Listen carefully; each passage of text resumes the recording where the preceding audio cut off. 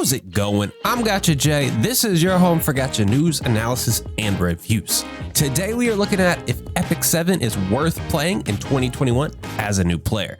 For you, I promise, I never forget every moment that we spent together. The first thing everybody should take a look at when it comes to Epic 7 is the graphics itself, because that'll honestly make or break if this game is for you or not. A lot of people, when they look at over anime type of graphics here in the Western audiences, they either love it or they hate it. There's not really much in between when it comes to if people like this or not. So if you're an anime enthusiast, you're gonna think these graphics trend higher to the 10 range than the 1 range, but if you don't like anime, there's no way I could convince you to get behind this game at all. This game is through and through the anime in the form of a gacha game. I mean, the slogan of the game is anime come to life, or play the anime, and that's exactly what it is. They do a really good job with their cutscenes, with the character designs, making things feel unique as you progress and you get the gameplay. Even when they do reskins of the same units and you have like the dark version of a unit, it still feels incredibly unique and new and beautiful. So if you like anime, you're gonna like this. It finishes at a 7 out of 10. And honestly, guys, the number 7 in the Epic 7 review is a very much a meme. And you'll see why next. Next, we got to get into the story. The story in this game is actually pretty well told. It's pretty engaging if you're willing to get into it, but it does follow into a lot of the same cliches that a lot of animes do on the first playthrough of the first story. And it gets even worse on the second story, of which is considered the hard mode of World 1. But once you get into World 2 and 3 and all of these different side stories that they put in front of you, the game really gets a new breath of life and you really get attached to some of the characters. So if you're someone that comes into the story of the game and you want to be involved in the universe, I think you're going to get a lot out of Epic 7. They do a really good job of it. But if you're someone that is uncertain if stories are for you, unless it's just like the best of the best stories, then you're probably not going to fall into love with the Epic 7. But because of its shortfallings and because of its tropes and its cliches, it gets a 7 as well. Now, let's talk about the progression of the game. I'm going to go ahead and tell you that it's another meme number. It's 7 out of 10, okay? I'm just going to throw it out there. And no, I'm not doing this on purpose, even though it is Epic 7 and I'm giving it a lot of 7s. I really think that these are where these fall, okay? I promise you that. The progression system is the tried and true base gacha method, okay? So a lot of the gacha progressions are fairly strong because it's designed to keep you around and to enjoy the process, to give you enough in the grind for it to feel worthwhile. I think Epic 7 does fall a little bit short in the worthwhile process. For a new player, you are going to experience that the first 6-star unit that you create, which will probably be your ML which you get as part of chapter 2. And if you are going to this game for the first time, you should be very thankful that they are giving you that unit. It makes so much of the content clearable and farmable. And this was not a unit that you got early on for if you were one of the original players. And they did a really good job by just giving you this unit instead of giving you all of these other resources that every other game seems to do to try to catch you up. She will probably be your first 6-star unit, and it'll still take you a significant amount of time. It'll probably take you about a week straight of grinding to get her to 6 stars. And then the next unit will probably be like 4 to 5 days. And then as you continue to progress, you can probably get that down to 3 to 4 days. And then when you're in game, you can create a 6-star kind of when you want to, if you're getting enough stigma from other things, and you can grind a decent amount of stigma at the end game of this. Just know that going in. And then once you get to the end game, the 6-star doesn't actually become the progression hurdle. It becomes, you will have enough progression hurdles to where you don't feel like this game is amazing, like something like Guardian Tales maybe. Even though the Guardian Tale system does have issues with the Evo shards, everything else in the game is phenomenal. So that's why it slots in at a 7, despite it being one of the most entertaining progression systems that I've run into. It just is very time consuming at certain points. And now let's get into gameplay. Could you guess what I gave it? I give you a hint, it's 7 out of 10. So why is it 7 out of 10? Well, because they really don't bring a lot new to the table when it comes to the gameplay. This is a tried and true JRPG, but what they do very well is they find very unique ways to make gear impact the outcome of the battle, as well as the unique characters to influence the battle. So Though there are some, but not many of the heroes that feel like your traditional archetypes for these heroes, a lot of these heroes do something very, very unique and very well. And you get a lot of choices in this game. The game is centered around the choices that you make in your team design, and that in itself makes the gameplay so worthwhile. That is over the top clear once it comes to your real-time arenas, RTAs, which do not happen until your account hits level 60 for good reason. I mind you, there are other PvP elements in this game, but not real-time arena. That happens at level 60. So the game does a really good job of balancing around choices. They do come back around and work on older units. They don't just leave them out to dry all of the time.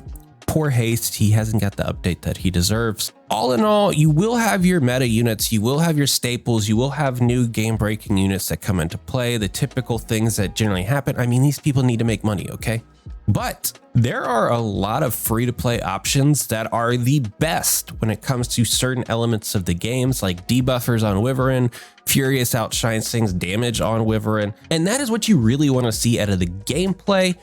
In the monetization of a game cycle, you want to feel like the choices that you're making are unique. So though the actual clicking of the button and watching it do something is not new, they're not bringing much new to the table. The strategy that they took into actually creating this gameplay in a balanced environment is very strong for a gacha game. So it gets a 7 out of 10 despite being rather generic. Speaking of generic, we're going to look at the overall uniqueness of the game. Now, this game is the play the anime, and honestly, they just do a lot of things very, very well.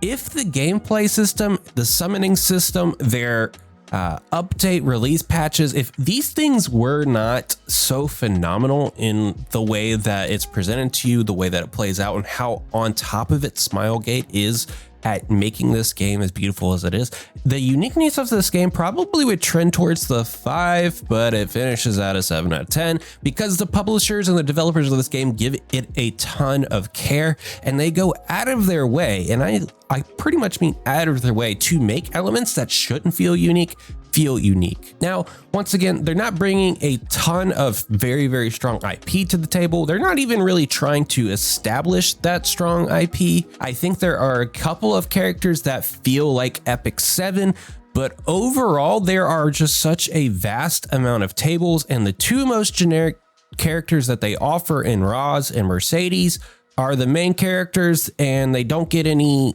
like, they should have made someone like Crow or Vildred the main male character, and Roz could just be a random 3-star, and Mercedes could randomly be the next Wind Physics 3-star. Neither one of them needed to be the forefront of the story. They could have done so much better when it came to those choices because there are more unique. So overall, they're not doing well at capitalizing on their IP or establishing that IP, and the game itself isn't bringing a ton of uniqueness to the gameplay of it. So overall finishes at a 7 out of 10, and that's mainly just because of the love that the development and the publishers put into the game. Monetization, I have it slotted at a, no, I don't have it at a 7 out of 10. It's a 5 out of 10. It's acceptable. Some of the packs very much feel overpriced. They will send me deals that I just laugh at pretty often. All in all, I feel like there are situations where you can get your money's worth out of giving them money, which is a strong point. And I feel like you can play the game very efficiently as a free to play. Now, I never think that a free to play will be able to ascend to the progression of a paid to play unless they started at the beginning. I do have a couple of people in my Discord, in my community, that have been playing Epic 7 since launch and have a very, very strong account, which is good. You should be rewarded the longer that you play the game.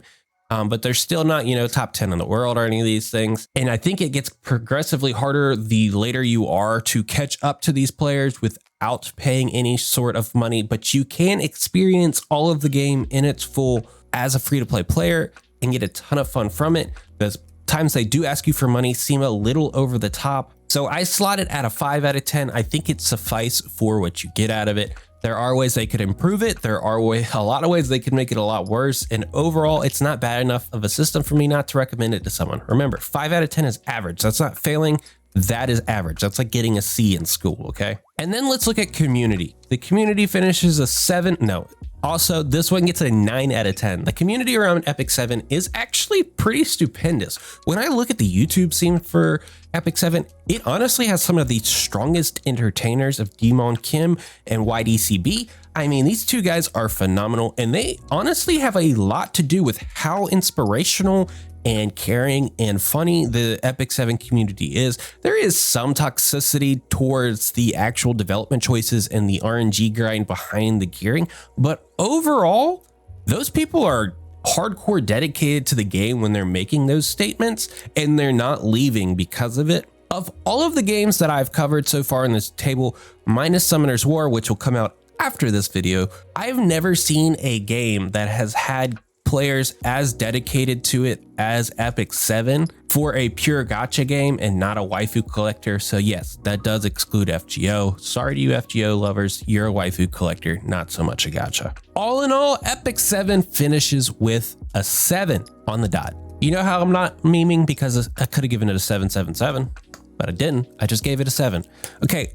Memes aside, I really do think that this game is a 7. It is a very, very strong game. 7 is what I classify as a great game. This is a game that I will recommend to people right off the gate. If I know they like anime and they want to play a gacha game, I send them to Epic 7. If they're more of a traditional arcade type player or somebody that's not in the gaming scene as a whole, I send them to Guardian Tales or Genshin Impact. And if they're looking for something a little bit more action based and they're really into the visuals in anime, I send them to Honkai Impact. But Epic 7 is one of the staple games in this industry, and for good reason. It is a phenomenal game, and it's going to be a game that I personally play for a very long time. Epic 7 and Guardian Tales seem to be the two games that I keep circling back to and enjoying the most. So though it does have its shortfallings, I highly recommend this game to whoever's willing to try it, even if today is their first day. I'm Gacha J. Peace.